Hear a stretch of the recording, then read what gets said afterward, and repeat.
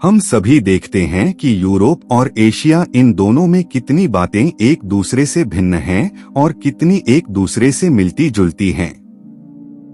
तो आइए इस वीडियो के माध्यम से प्राचीन यूनान और यूरोप पर एक नजर डालते हैं। भूमध्य सागरीय प्रदेश।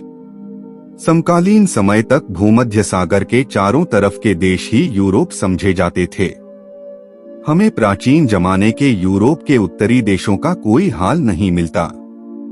भूमध्य सागर के देशों के रहने वालों का ख्याल था कि जर्मनी, इंग्लैंड और फ्रांस में जंगली और बर्बर कबीले रहा करते थे।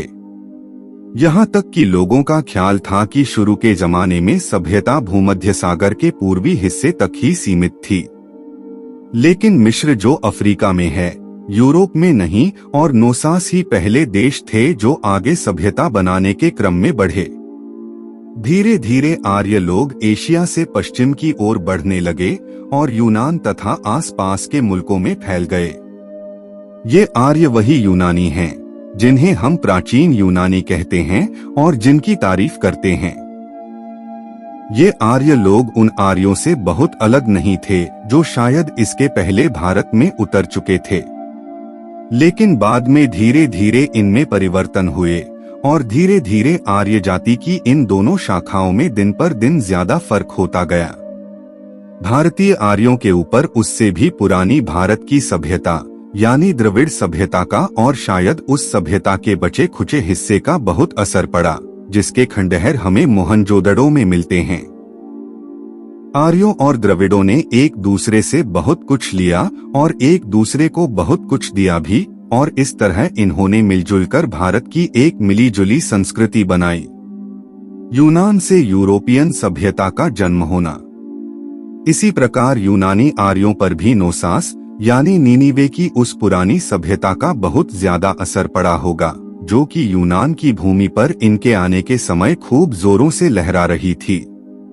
इनके ऊपर इसका असर जरूर पड़ा, लेकिन इन्होंने नोसास को और उसकी सभ्यता के बाहरी रूप को नष्ट कर दिया और उसकी राख पर अपनी सभ्यता रची। हमें यह कभी भी नहीं भूलना चाहिए कि यूनानी आर्य और भारतीय आर्य दोनों उस पुराने जमाने में बड़े सख्त और जांबाज लड़ाके थे। ये बड़े जीवट वाले थे और जिन नाजुक या अधिक सभ्य लोगों से इनका सामना हुआ, उन्हें या तो इन्होंने हजम कर लिया या नष्ट कर डाला। इसी तरह नोसास ईसा के पैदा होने के करीब 1000 वर्ष पहले नष्ट हो चुका था और नए यूनानियों ने यूनान में और आसपास के टापुओं में अपना अधिकार जमा लिया था। ये लोग समुद्र के रास्ते एशिया कोचक के पश्चिमी किनारे तथा दक्षिण इटली और सिसिली तक और दक्षिण फ्रांस तक भी जा पहुँचे। फ्रांस में मार्साई नाम के शहर को इन्होंने ही बसाया था, लेकिन शायद इनके जाने के पहले वहाँ फिनिश लोगों की बस्ती थी। फिनिश जाति एशिया कोचक की मशहूर समुद्र यात्री कौम थी, जो व्यापार की तलाश में दूर दूर तक धावे मारा करती थी। उस पुराने जमाने में ये लोग इंग्लैंड तक पहुंच गए थे, जिन दिनों वह बिल्कुल जंगली देश था, और जब जिब्राल्टर के जल डमरूमध्य का जहाजी सफर जरूर खतरनाक रहा होगा। यूनान की मुख्य भूमि में एथेंस, स्पार्टा, थीब्स और कोरिंथ जैसे मशहूर शहर आबाद हो गए।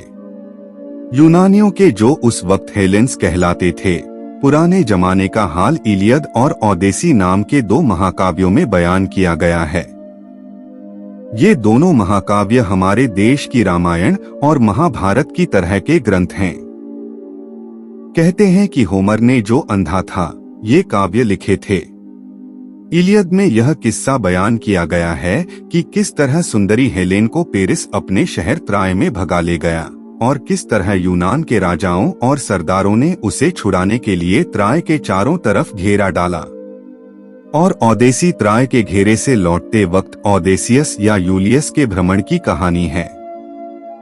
एशिया कोचक में समुद्र तट से बहुत नजदीक त्रायका नामक यह छोटा सा शहर बसा था। आज इसका कोई निशान नहीं है और उसकी हस्ती मिटे बहुत जमाना हो गया, लेकिन कवि होमर की प्रतिभा ने इसे अमर बना दिया है। यूनानी शहर यूरोपियन साम्राज्य में तब्दील हुए। इधर हेलेंस या यूनानी कौम तेजी के साथ थोड़े दिन की लेकिन शानदार जवानी पर पहुंच रही थी। उधर एक दूसरी शक्ति का, जो आगे जाकर यूनान को जीतने वाली और उसकी जगह लेने वाली थी, चुपचाप उदय होना दिलचस्पी की बात है। कहा जाता है कि इसी जमाने में रोम की बुनियाद पड़ी। कई सौ वर्षों तक इसने दुनिया के रंगमंच पर कोई महत्व का काम करके नहीं दिखाया, लेकिन ऐसे महान शहर की स्थापना अवश्य ही उल्लेखनीय है, जो सदियों तक यूरोपियन संसार पर हावी रहा और जो संसार की स्वामिनी और अमरपुरी के नाम से मशहूर हुआ। रोम की स्थापना के बारे में अजीब अजीब किस्से कहे जाते हैं। कहते हैं कि रेमस और रोमुलस को, जिन्होंने इस शहर की बुनियाद डाली थी, एक मादा भेड़िया उठा ले गई थी और उसी ने उन्हें पाला था। जिस जमाने में रोम की बुनियाद पड़ी, उसी जमाने में या कुछ समय पहले प्राचीन दुनिया का एक दूसरा बड़ा शहर भी बसाया गया। इसका नाम कार्थेज था और इसे अफ्रीका के उत्तरी समुद्र तट पर फिनिश लोगों ने बसाया था। यह शहर बढ़ते बढ़ते एक बड़ी समुद्री शक्ति बन गया। रोम के साथ इसकी भयंकर प्रतिस्पर्धा चली और बहुत सी लड़ाइयां हुई। अंत में रोम ने विजय पाई और कार्थेज बिल्कुल नष्ट कर दिया गया। फिलिस्तीन देश पर एक नजर। यूनान अथवा यूरोप के साथ साथ फिलिस्तीन पर भी एक सरसरी नजर डालते हैं। फिलिस्तीन यूरोप में नहीं है और न इसका कोई ज्यादा ऐतिहासिक महत्व ही है, लेकिन बहुत से लोग इसके प्राचीन इतिहास में दिलचस्पी रखते हैं, क्योंकि इसका जिक्र तौरात यानी कि बाइबल के पुराना नियम में पाया जाता है।